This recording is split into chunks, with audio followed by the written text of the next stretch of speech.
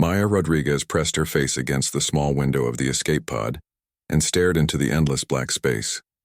Stars twinkled far away like tiny diamonds scattered on dark cloth. She had been looking at the same view for 3 days now, and it never changed. The silence was so complete that she could hear her own heartbeat echoing in her ears. The pod was barely big enough for 3 people. Maya sat in the pilot seat, even though there was nowhere to pilot to. Behind her, Captain HFY lay on the narrow bench, his long legs stretched out at an odd angle. The Keltharian's skin was pale blue and seemed to glow softly in the dim light of the pod. His breathing was shallow and quick, and Maya could see pain in his large silver eyes. Next to the captain sat Silta, the young navigator. The Keltharian was much smaller than the captain, with the same glowing skin but brighter eyes that reminded Maya of moonlight on water. Silta kept making soft clicking sounds, which Maya had learned meant worry in their language. Maya looked at the life support display again. The numbers glowed red. 18 hours of air left.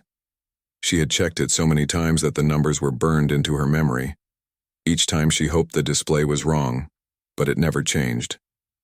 3 days ago, everything had been normal. Maya was returning from a diplomatic mission to the outer colonies. The Keltharian merchant ship Windseeker was giving her a ride back to human space. The Keltharians were peaceful traders who had been dealing with humans for only a few months. This was supposed to be a simple trip. Then the pirates came. Maya closed her eyes and tried not to remember the attack.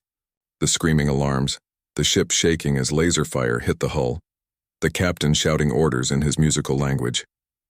She remembered running through the corridors as the lights went out one by one. The escape pod bay was full of smoke and the smell of burning metal. Captain HFY had pushed her into the pod first, then helped young Silta inside. Most of the other pods were already gone or too damaged to use. As their pod launched, Maya saw the Windseeker explode in a ball of fire and light.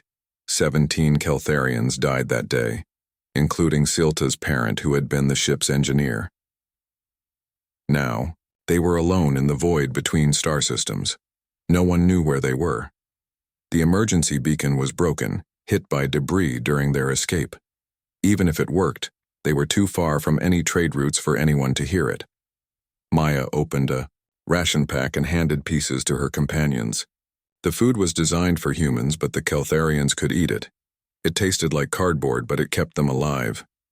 She watched Silta take tiny bites, the young alien's hands shaking slightly.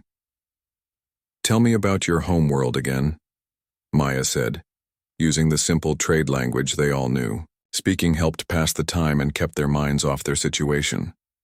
Silta's eyes brightened a little. Crystal cities that sing in the wind, gardens that float in the air, rivers of light that flow through the streets. The young Keltharian's voice was soft and musical like wind chimes. "Sounds beautiful," Maya said. She had heard the description before, but it never got old. She tried to imagine cities made of crystal reaching toward alien skies. Captain HFY shifted on his bench and winced. His leg was getting worse. Maya wished she knew more about Keltharian medicine, but their biology was so different from humans. She had given him some human painkillers, but she didn't know if they helped. "Human home world?" Silta asked. "Tell again?" Maya smiled. "Earth has blue oceans that stretch as far as you can see, green forests full of trees taller than your crystal towers, mountains covered in white snow that never melts, and cities full of millions of people, all different but all human." "So many people," Silta whispered. "All in one place?" "New York has 8 million people," Maya said. "London, Tokyo, Mexico City, all huge cities where humans live and work, together." Captain HFY spoke for the first time in hours. "Humans are strong, build many things, fight hard." His trade language was better than Silta's, but still basic. "We try to build more than we fight," Maya said. "But yes, we fight, when we have to." She thought about the human colonies spreading across dozens of star systems.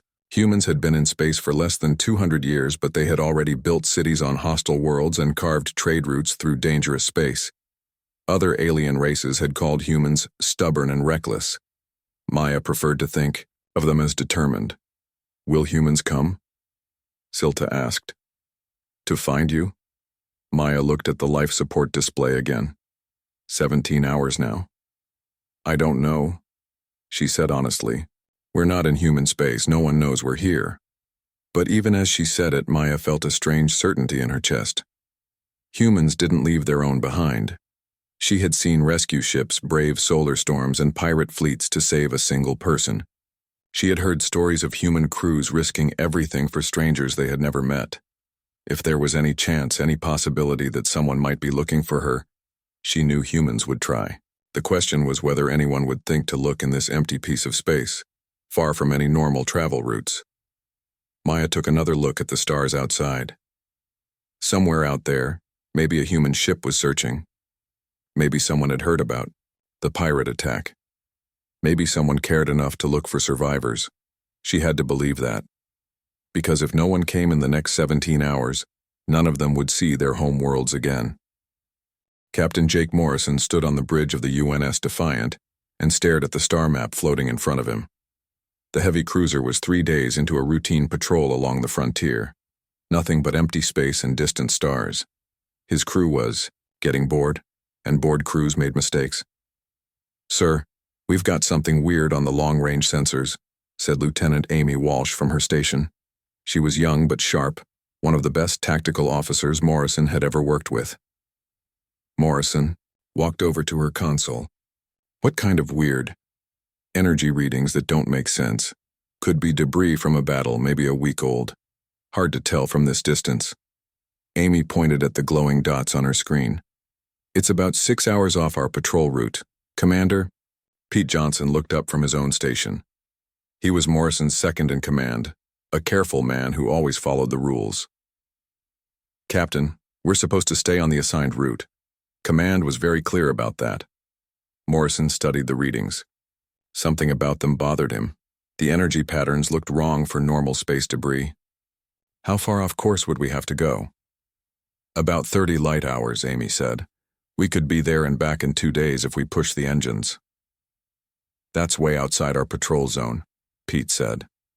If Command finds out we went chasing ghost signals, they'll have our heads. Morrison had been a ship captain for 12 years. He had learned to trust his instincts even when they got him in trouble. Something about these readings felt important. Amy, can you clean up the signal, get me more details? I can try, sir, give me a few minutes. Morrison watched Amy work. She was completely focused on her screens, adjusting settings and running analysis programs. The bridge was quiet except for the soft hum of the ship's systems.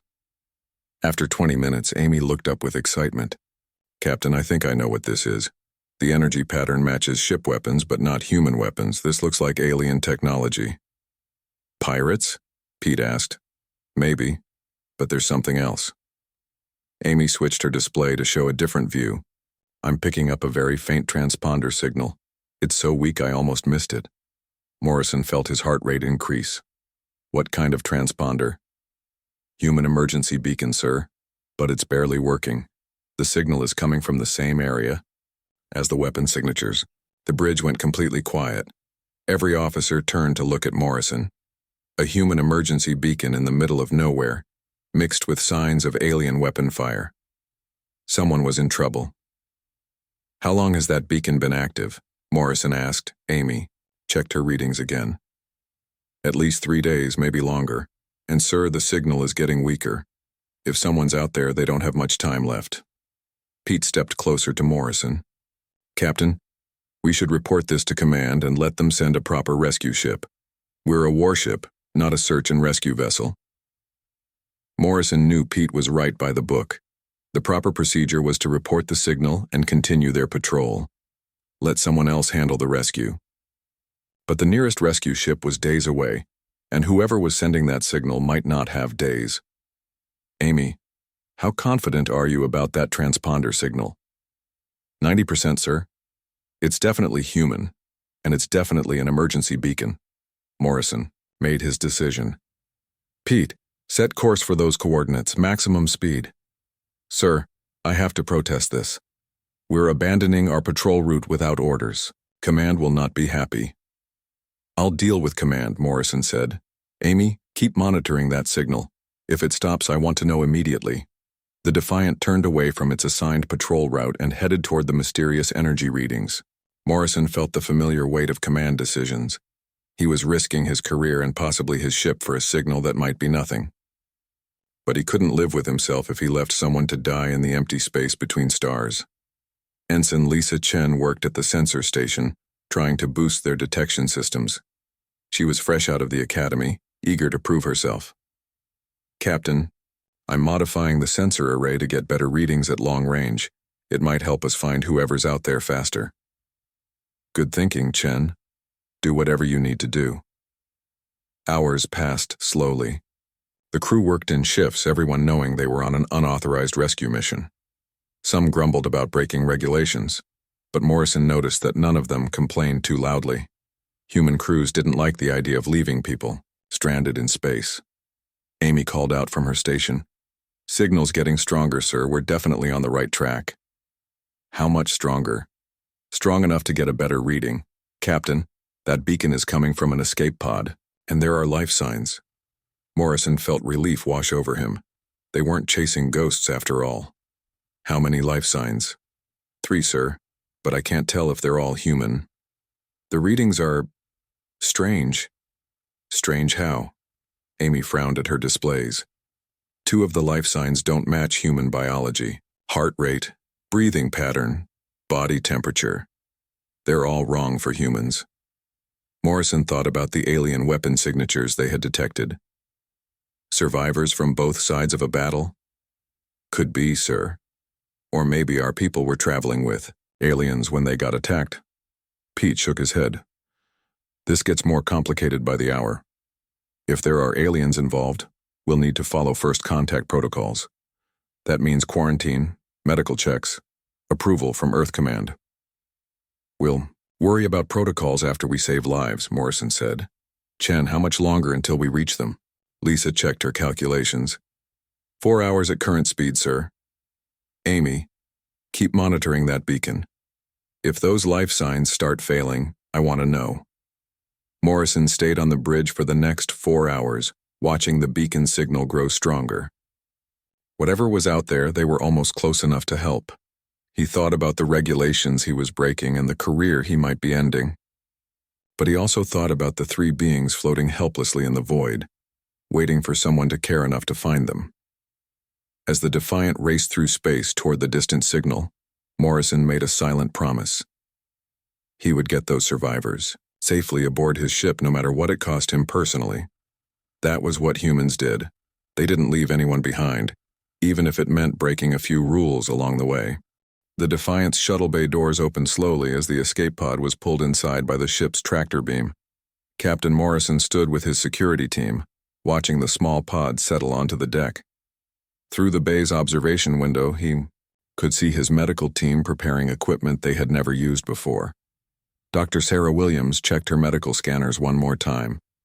She was nervous about treating alien patients, but her oath was clear. Save lives first, ask questions later. Her team had prepared isolation units and breathing equipment for different atmospheric needs. Remember, people, Morrison said over the comm system. We have 3 survivors in that pod, 1 human, 2 aliens. We treat them all with respect and get them the help they need. Lieutenant Amy Walsh stood at the scanner station, monitoring the pod's interior. Life signs are very weak, Captain. The human female is conscious but exhausted. 1 alien appears to be injured. The smaller alien is barely responsive. Morrison nodded to his security chief. Open it up. The pod's hatch hissed open with a rush of stale air.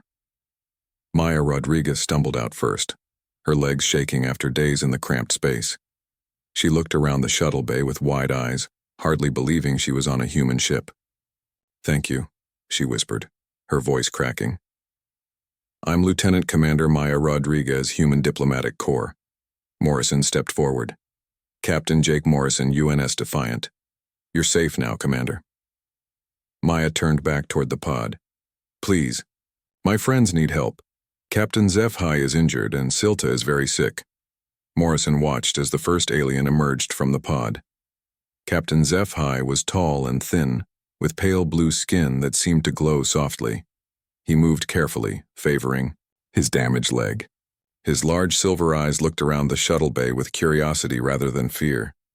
Dr. Williams approached slowly, her medical scanner in hand. "Can you understand me?" she asked. HFY made a series of musical sounds, then switched to broken trade language. "Yes, understand, thank you for rescue. Ship is destroyed, many friends dead. I'm going to help you," Williams said gently.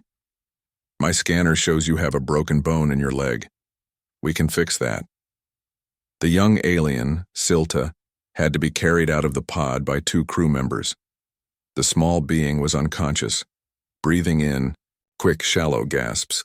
Williams immediately began scanning with her equipment. "This one's in bad shape," she said. "Different biology, but I can see the problem. Oxygen deprivation, dehydration, and what looks like shock. We need to get them all to medical bay immediately." Morrison made a quick decision. "Do it. Full medical treatment for all 3. Commander Pete Johnson looked worried. "Sir, regulations require quarantine procedures for first contact situations. We should isolate the aliens until we can confirm they're not carrying diseases." "Pete, look at them," Morrison said. "They're barely alive. We'll worry about regulations after we save their lives." The medical team carefully moved all 3 survivors to the ship's medical bay. Maya walked on her own, though she needed support. HFY limped along with help from 2 crew members. Silta was carried on a medical stretcher, still unconscious. In the medical bay, Dr. Williams worked quickly. She had Maya lie down on a bio bed and started checking her vital signs. The human woman was dehydrated and exhausted, but otherwise healthy. "How long were you in that pod?" Williams asked. 3 days, Maya said. "Maybe 4. Hard to tell in space. Pirates attacked our ship, Keltharian merchant vessel. Only 3 of us made it to the escape pod." Williams moved to examine HFY. The alien captain watched her with curious eyes as she scanned his broken leg. "This is going to feel strange," she warned. "But it won't hurt." HFY nodded. Human medicine different from Keltharian healing, but grateful for help. Williams was amazed at how similar alien bone structure was to human bones. Different in details, but the same basic patterns. She could work with this. "We can repair your leg, but you'll need to stay off it for several days." The real challenge was Silta. The young Keltharian's biology was more delicate than the captain's.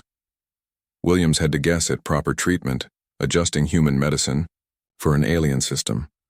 "Their blood chemistry is different," she told Morrison, "but not too different. I think I can help them, but it's going to take time." Morrison watched his medical team work. Dr. Williams was completely focused on her patients, treating them as individuals rather than alien specimens. Her assistants followed her lead, showing the same professional care they would give any human patient. "Captain," Maya said from her bio bed, "I need to tell you something important. Captain HFY and Navigator Silta aren't just survivors. They're representatives of the Keltharian Republic. This rescue could be very significant for human-alien relations." Morrison felt the weight of the situation settling on his shoulders. He had risked his career to save 3 lives. Now he learned that his decision might affect relations between entire species. Amy Walsh's voice came over the comm system. "Captain, we're receiving a priority message from Earth Command. They want to know why we've left our patrol route." Morrison looked at his 3 patients. Maya was sitting up now, looking much better after medical treatment. HFY was resting comfortably with his leg in a healing cast. Young Silta was still unconscious, but their breathing was stronger. "Tell command we'll report in 6 hours," Morrison said. "Medical emergency takes priority." Pete Johnson shook his head. "Sir, they're going to want explanations, and when they find out about the aliens, then we'll give them explanations," Morrison said. "We rescued 3 beings from certain death. If command has a problem with that, they can take it up with me personally." Dr. Williams looked up from her patient. "Captain, the young one is waking up." Silta's large eyes opened slowly, focusing on the human faces around them. The young Keltharian made soft clicking sounds of confusion, then tried to sit up. "Easy there," Williams said gently. "You're safe. You're on a human ship." Silta looked around the medical bay, then at Maya. Human ship? Humans came to rescue? Maya smiled. Yes, little one. Humans came to rescue. Captain Morrison and his crew found us. Silta's eyes filled with what looked like tears, though they sparkled differently than human tears. Humans are good. Humans save lives of strangers. Morrison felt a strange pride in his chest. This was what humanity should be known for. Not their weapons or their expansion across the galaxy, but their willingness to risk everything for others, even beings they had never met before. The rescue was complete, but Morrison knew their real challenges were just beginning. 2 days had passed since the rescue.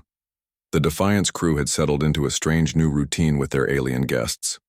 Maya Rodriguez walked through the ship's corridors, serving as translator between her human crewmates and the Keltharians. She found herself amazed at how quickly friendships were forming. In the engineering section, Chief Engineer Danny Torres worked alongside Captain HFY. Both men bent over a holographic display. Despite the language barrier, they communicated through drawings and gestures, sharing knowledge about starship engines. Look at this, Danny said excitedly to Maya as she approached. Their fusion containment system is completely different from ours. More efficient, too. HFY nodded and spoke in his musical language. Maya translated. He says humans build strong engines, but Keltharians build smart engines. He wants to show you how to improve fuel efficiency by 30%. Danny's eyes lit up. 30%? That would change everything. We could travel twice as far on the same fuel load. He says it's the least he can do to repay the rescue, Maya explained. In the medical bay, Silta had recovered enough to sit up and talk. The young Keltharian was fascinated by human culture. Communications officer Kelly Martinez sat beside the bio-bed, showing holographic images on her tablet. This is New York City, Kelly said, displaying a view of towering buildings. 8 million people live there. Silta made clicking sounds of amazement. So many. How do they all fit? We build up instead of out, Kelly explained. Some buildings are over 100 stories tall. On Kelthar, we build with crystal that grows from the ground, but never so high. Too much weight would crack the crystal. Kelly showed more images. Earth's oceans, snow-capped mountains, green forests. Silta shared holographic memories of their own world in return. Floating gardens, cities that sang in the wind, rivers of pure light flowing through crystal channels. Your world is beautiful, Kelly said. Earth is beautiful too, Silta replied. Different beautiful. The peaceful atmosphere was broken when Amy Walsh's voice came over the ship's comm system. Captain Morrison to the bridge immediately. Priority message from Earth Command. Morrison arrived on the bridge to find his officers looking worried. Pete Johnson handed him a message pad with an official seal. It's from Admiral Frank Cooper himself, sir. Earth Command is not happy. Morrison read the message and felt his stomach drop. They want us to return to base immediately, and they want our alien guests transferred to a research facility for proper first contact procedures.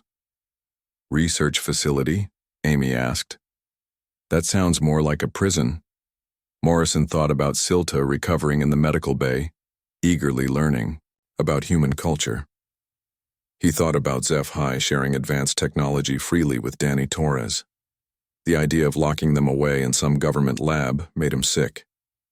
Sir, Pete said carefully, we have to follow orders.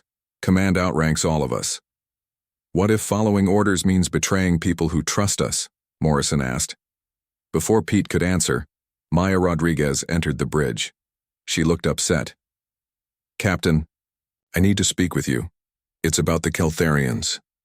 Morrison nodded. What is it, Commander? I've been talking with Captain HFY about their culture. In Keltharian society, when someone saves your life, you become family. Not just friends, but actual family. They have sworn a life debt to you and your crew. What does that mean exactly? It means they trust you completely. They believe humans are honorable because you risked everything to save them. If you hand them over to your government against their will, it would be seen as the worst kind of betrayal. Morrison looked around his bridge. His officers were listening carefully, understanding the weight of the situation. There's more, Maya continued. Captain HFY has been sending reports to his people about human honor and courage. The Keltharian Republic is preparing to offer humanity a formal alliance. But if this goes wrong, the alliance dies before it begins, Morrison finished. Amy spoke up from her station. Captain, we're receiving another message. This one's from the Keltharian border. Put it on screen. The view screen flickered to life, showing a Keltharian in elaborate robes. The alien spoke in their musical language, and Maya translated quickly. That's High Counselor Mefdal of the Keltharian Republic. She says a Keltharian fleet is approaching human space. They're coming to escort Captain HFY and Navigator Silta home safely. Morrison stared at the screen. How many ships? Maya listened to more of the message. 12 vessels, sir. They're fastest diplomatic ships. They'll be at the border in 2 days. Pete looked alarmed. Sir, if Earth Command sees a Keltharian fleet approaching without warning, they might consider it an invasion. Morrison realized the situation was spiraling beyond his control. His simple rescue mission had turned into a potential diplomatic crisis. Earth Command wanted to lock up the aliens for study. The Keltharians were sending a fleet to protect their people. And caught in the middle was his crew, who had come to care about their alien guests. Captain, Maya said quietly, there's something else. Captain HFY asked me to give you a message. He says if humans prove themselves to be true friends, the Keltharian Republic will share technology that could advance human civilization by centuries. But if humans prove themselves to be false friends, what then? Then the Keltharians will close their borders to humanity forever. We'll be marked as an untrustworthy species. Morrison walked to the front of the bridge and stared out at the stars. One decision had led to another, each one raising the stakes higher. He had saved 3 lives, but now the future relationship between 2 entire species hung in the balance. Danny, Tora's voice came over the comm. Captain, you need to see what Captain HFY just showed me. This technology, it could revolutionize space travel. He says it's a gift, proof of Keltharian friendship. Morrison made his decision. Pete, call a meeting of all senior officers. We need to discuss our options. Sir, what options? We have direct orders from Earth Command. Morrison looked at his first officer. Pete, sometimes following orders isn't the same as doing what's right. These people trust us.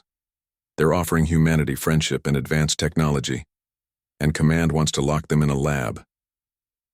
As the senior staff gathered in the conference room, Morrison knew he was about to ask his crew to choose between their careers and their consciences.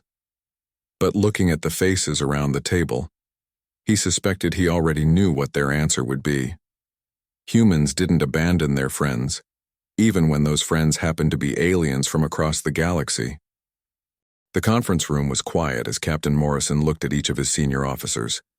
The weight of the decision they faced hung heavy in the air.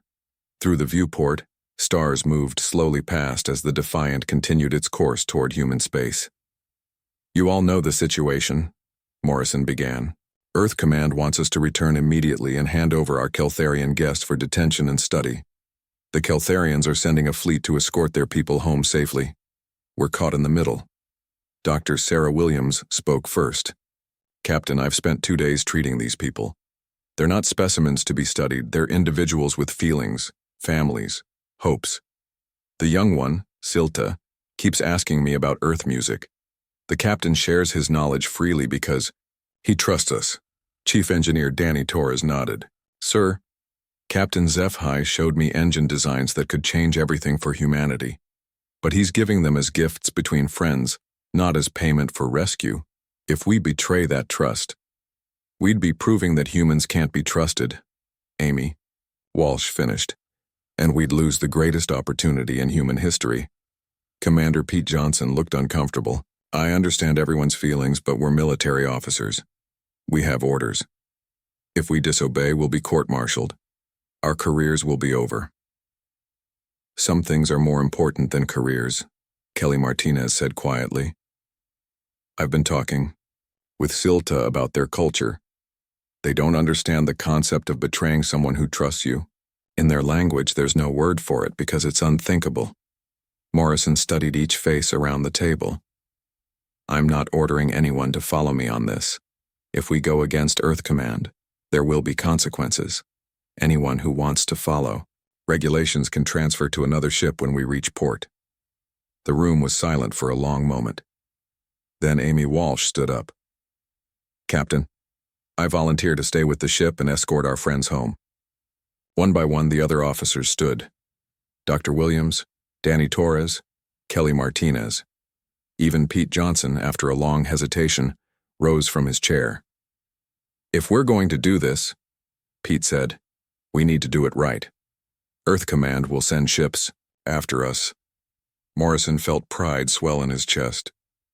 Then we better get moving. Amy, set course for Keltharian space. Maximum speed. Aye, sir. As the Defiant changed course, Morrison went to the medical bay to speak with their guests.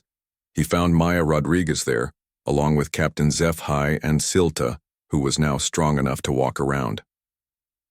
Commander Rodriguez, Captain HFY, Navigator Silta, Morrison said formally.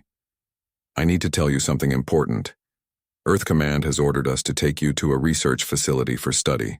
We've decided to refuse those orders and escort you safely home instead. HFY's silver eyes widened. You refuse orders from your leaders? For us? For what's right, Morrison said simply. Silta made musical clicking sounds that Maya translated as extreme gratitude. The young Keltharian approached Morrison and placed a glowing hand on his arm. Humans are true friends, Silta said in careful trade language. Captain HFY spoke in his own language, and Maya listened carefully before translating. He says he has sent word to his people about human honor. The Keltharian Republic declares humans to be friends of the void, the highest honor they can give. He also says the fleet coming to meet us brings gifts of technology and offers of alliance. 2 days later, the Defiant reached the edge of Keltharian space. On the view screen, 12 beautiful ships appeared, their crystal hulls reflecting starlight like prisms. They moved with grace and purpose, forming an honor escort around the human warship. Incoming message from the lead Keltharian vessel, Amy reported. The screen showed High Counselor Meftal, her robes shimmering with colors that had no human names. She spoke in musical tones, and HFY translated for Morrison. She welcomes the Defiant as the first human ship to enter Keltharian, space in friendship. She thanks Captain Morrison and his crew for proving that humans are worthy allies. The escort proceeded to the Keltharian homeworld, where crowds gathered to see the human ship that had saved their people. Morrison and his crew were invited to the Crystal Cities, where they were honored as heroes and friends, but their triumph was short-lived. 3 days later, a human fleet appeared at the edge of Keltharian space. Admiral Frank Cooper himself led 12 Earth warships, demanding the return of the Defiant and the arrest of its crew. Morrison stood on the bridge of his ship, now docked at a Keltharian space station. Put the Admiral on screen. Admiral Cooper's angry face filled the view screen. Captain Morrison, you are under arrest for mutiny, desertion, and violation of first contact protocols. Surrender immediately. Before Morrison could respond, High Counselor Meftal appeared beside him. She spoke to the Admiral in perfect English, her voice carrying the weight of authority. Admiral Cooper, Captain Morrison, and his crew are guests of the Keltharian Republic. They have proven themselves to be true friends and honorable beings. We will not allow you to punish them for acts of heroism. Those men are under my command, Cooper said angrily. Not anymore, Meftal replied calmly. The Keltharian Republic formally requests that Captain Morrison serve as Earth's first ambassador to our people. We will negotiate with your government for a full alliance, but only if Captain Morrison represents human interests. Morrison watched as the situation unfolded around him.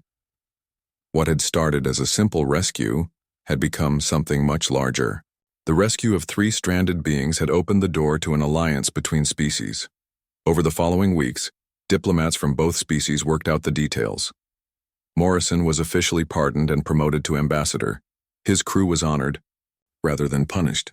Maya Rodriguez became the head of human diplomatic relations with the Keltharian Republic.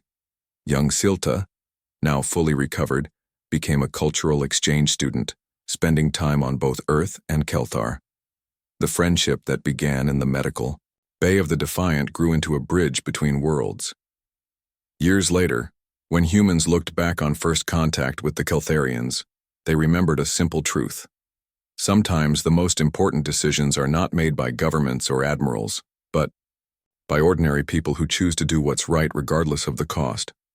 The Defiant's rescue mission became legend throughout human space, not because they saved 3 lives, but because they proved that humanity's greatest strength was not their weapons or technology, but their willingness to risk everything for others, even strangers from distant stars. And in the crystal cities of Kelthar, the story was told the same way. How humans came out of the darkness to save those in need, and how that simple act of courage changed the galaxy forever.